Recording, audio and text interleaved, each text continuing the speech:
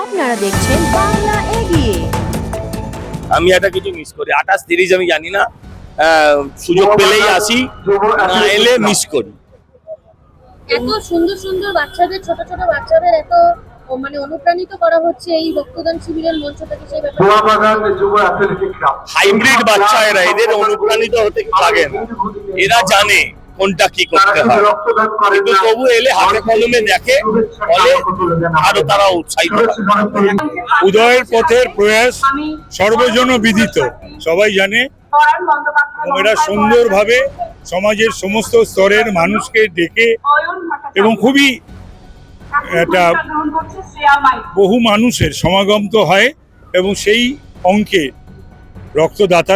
দাত্রীরা উপস্থিত থাকেন, রক্ত দিচ্ছেন, বহু মানুষ রক্ত দিচ্ছেন, সংখ্যাটাও একটা বিরাট অঙ্কে গিয়ে দাঁড়াবে।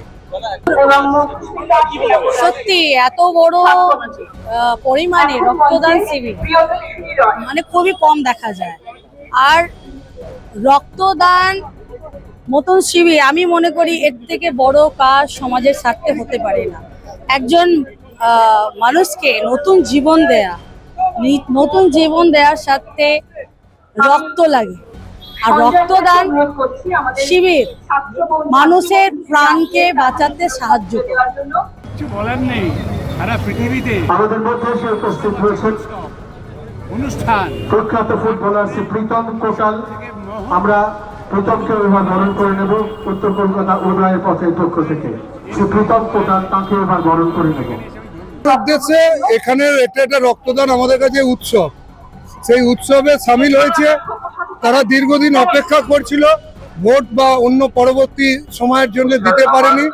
আর এখানে আমাদের একটাই বিনিময় ছাড়া আমাদের রক্তদান, এবং সেই রক্তদানে স্বতঃস্ফূর্ততা মানুষ সকাল থেকে এসেছে।